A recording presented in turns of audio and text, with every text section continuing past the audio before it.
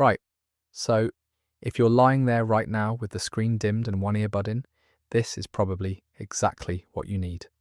Tonight we're going through the entire origin of League of Legends. Not the meta, not the patch notes, not the tier lists, the actual story. How a small group of modders built something that would eventually become one of the biggest games on the planet. We're not rushing, there's no quiz at the end. Just a story told slowly about a game that changed everything. Here's what I find genuinely fascinating about League of Legends. It didn't start as a product, it started as a passion project. A mod, technically, for a game that most people had already moved on from. And the thing about passion projects is that they either die quietly or they take over the world. There's very little in between. So tonight we're going to trace the whole thing, from a custom map in Warcraft III to a game with over 150 million players. We'll talk about the people who made it, the decisions that shaped it, and the moments where everything could have gone wrong, but somehow didn't. Take your time with this. Let it wash over you. To understand League of Legends, you have to go back to 2002. Warcraft III Reign of Chaos had just come out, and it shipped with something that Blizzard probably didn't think twice about at the time, a map editor. Now, map editors in strategy games weren't new. StarCraft had one before it, but Warcraft III's editor was different. It was powerful enough that people could essentially build entirely new games inside the existing engine. And that's exactly what happened. A modder known as Yule created a custom map called Defense of the Ancients, DotA. The concept was simple. 2 teams, 5 players each, defending their base while trying to destroy the other team's base. Each player controlled a single powerful hero with unique abilities. It sounds obvious now. It wasn't at the time. The map spread through Battle.net like wildfire. But here's the thing. It was messy. There were dozens of versions floating around, made by different people, with different heroes, different balance. Nobody owned it. Nobody controlled it. Then a modder named Steve Feek, his handle was Gwinsu, took the most popular elements and consolidated them into a single version. DotA Allstars. This became the definitive version, the one everyone played. Gwinsu added Roshan, the big neutral monster. He added recipes for combining items. He built the framework that would eventually become the foundation of an entire genre. But Gwinsu eventually moved on, and when he did, a young developer named IceFrog took over. IceFrog. This is the name that matters. IceFrog was meticulous, obsessive even. He balanced heroes with surgical precision. Every 2 weeks, a new patch. Every patch, dozens of tiny adjustments. Not because anyone was paying him. He did this for free, out of pure dedication to the game. And the community noticed. They always do. When someone cares that much about getting the details right, people feel it. Even if they can't articulate why one version of a mod feels better than another, they know. They vote with their time, and they were spending a lot of time on IceFrog's version. Under IceFrog's stewardship, DotA became the most popular custom map in Warcraft III. Millions of players, tournaments with real prize money, a competitive scene that rivaled full commercial games. There's something quietly remarkable about that.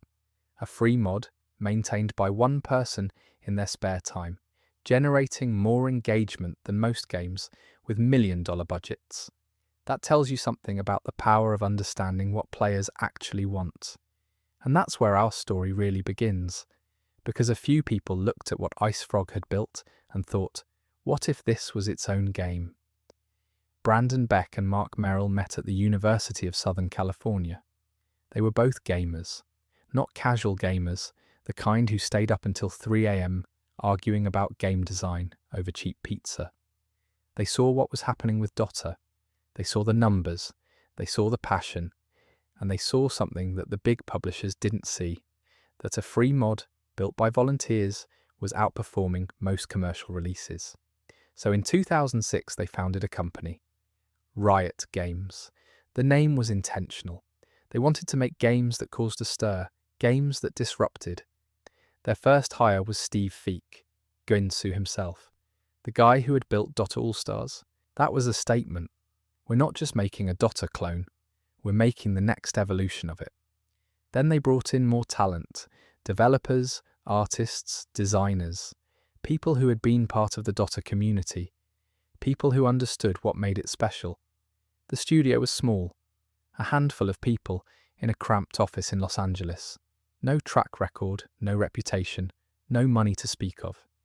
Just an idea and a team that believed in it. The game they were building was called League of Legends, Clash of Fates, later shortened to just League of Legends. The design philosophy was radical for the time. Free to play. Not free to try, not free with a demo, completely free. Every champion, every map, every mode, free. This was 2008. Free to play was not a respected business model. Most Western developers saw it as cheap, Asian, not serious. The idea that you could build a competitive, high-quality game and give it away was borderline heresy. But Beck and Merrill understood something that would prove prophetic. If the game is good enough, people will pay for cosmetics. Not because they have to, because they want to. It's a subtle distinction, but it matters enormously. When you force players to pay, you create resentment. When you let them choose to pay, you create loyalty. That single insight would eventually reshape the entire gaming industry. There's also the matter of timing. In 2008, the gaming landscape was very different. World of Warcraft dominated everything. Console games were the prestige format. Free-to-play was associated with low-quality browser games. Nobody in the Western market had successfully pulled off a free-to-play competitive game at scale. Riot was betting that they could be first, that if they moved fast enough and built something good enough, they could define the market before anyone else got there. That kind of bet requires a particular kind of confidence, not arrogance, genuine confidence born from understanding the space better than anyone else. Beck and Merrill had spent years in the DotA community. They knew what players wanted because they were players themselves. League of Legends launched on October 27, 2009. The servers almost immediately buckled under the weight of players trying to get in. The game was rough. Let's be honest about that. The client was buggy, the servers were unstable, the champion roster was small, around 40 heroes at launch. The graphics were functional. Not beautiful, but functional. But the gameplay was there. The moment-to-moment experience of controlling a champion, working with your team, making split-second decisions, it felt right. It felt like DotA, but smoother, more accessible, less punishing. And the free-to-play model worked exactly as Beck and Merrill had predicted. People started buying champion skins, not because they needed them, because a cool skin for their favourite champion felt like a reasonable way to spend $5. There's an interesting psychology there. When something is free, the barrier to entry is zero. You try it, you play a few games, you find a champion you love, and then naturally you want to express that attachment. A new skin for your favourite character isn't a transaction. It's a form of self-expression. That's why it works. Within 2 months, League of Legends had over 1 million registered players. Within 6 months, it was the most played PC game in North America and Europe. Riot had to scramble. More servers, more champions, more balance patches. The team grew from dozens to hundreds. The cramped office gave way to a proper studio. But the real growth engine wasn't the game itself. It was esports. Riot did something that no other game company had really done before. They built the competitive infrastructure from the ground up. Not as a marketing afterthought, but as a core part of the game's identity. Season 1 Championship in 2011, a small event in a convention centre in Sweden. Prize pool $100,000. It was modest, but it was organised, professional. It set the tone for everything that followed. By Season 2, the prize pool was $2 million. By Season 3, Riot had established the League Championship Series, a permanent, salary-based professional league. Players got paid, teams got structure. The whole ecosystem matured almost overnight. That matters. That genuinely matters. Because it created a feedback loop. Professional play made the game more exciting to watch. More viewers attracted more sponsors. More sponsors funded bigger tournaments. Bigger tournaments attracted better players. Better players made the game more exciting to watch. And around it went, each cycle making the whole thing bigger than the last. One thing that sets League of Legends apart from almost every other game is the sheer volume and variety of its champion roster. At launch, there were about 40 champions. Today, there are over 160. Each one is unique. Each one has a distinct personality, a backstory, a place in the world. And the world itself, Runeterra, is genuinely rich. It's not just a backdrop for gameplay. It's a living, breathing universe with its own history, its own conflicts, its own mythology. Take someone like Jinxed. She's not just an ADC with high damage. She's a character with a complete narrative arc. A girl from the undercity of Zaun who lost her mind and became a force of chaos. Her relationship with Vi, her sister, is one of the most compelling dynamics in the game's lore. Or consider the Demacian and Noxian conflict. It's not just red versus blue, it's a philosophical clash between order and ambition, between tradition and progress. Garen and Darius aren't just opposing warriors, they represent fundamentally different worldviews. And then there are the deeper stories, the ones that unfold over years of lore updates. Kindred, the twin spirits of death, one a gentle lamb, the other a relentless wolf. They're not just a cool character concept, they're a meditation on how different cultures understand mortality. Or Aurelian Sol, the cosmic dragon who created the stars but was tricked into servitude by the aspects.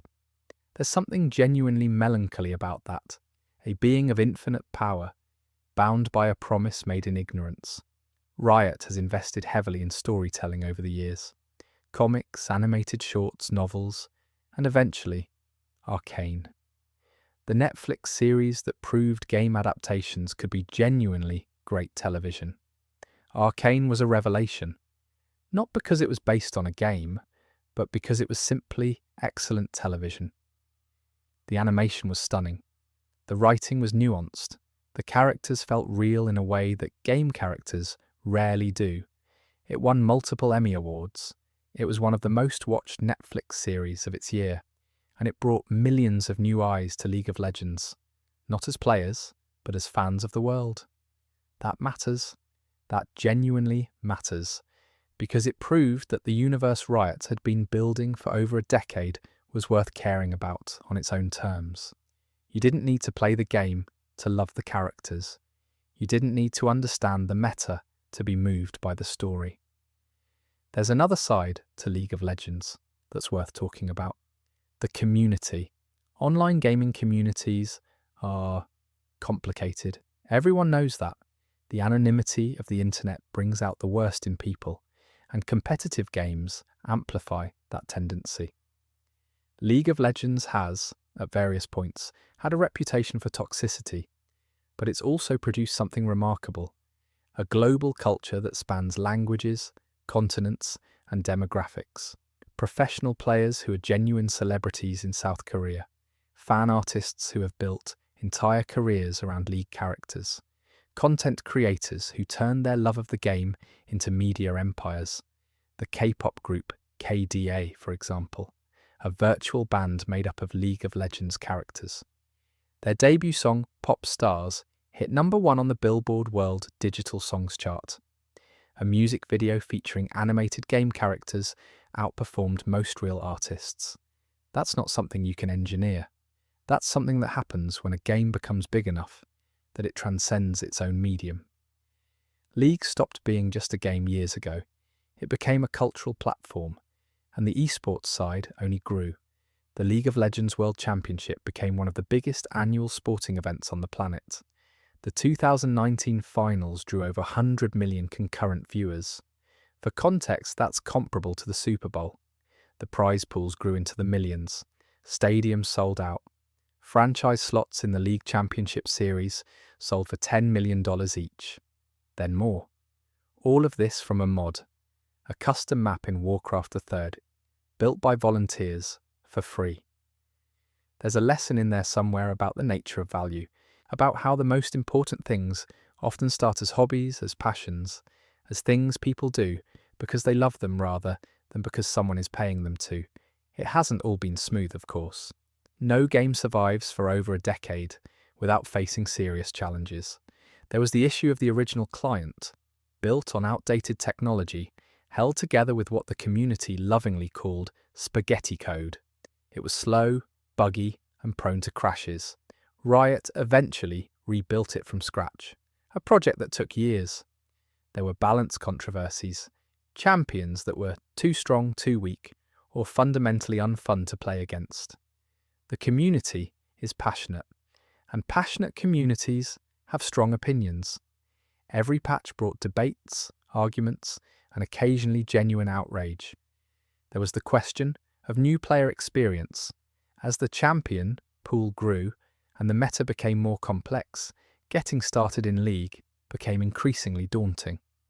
Riot has worked on this problem repeatedly, with varying degrees of success, and there were broader industry challenges: the rise of battle royale games, the emergence of new competitors, the constant pressure to innovate while maintaining what made the game special in the first place.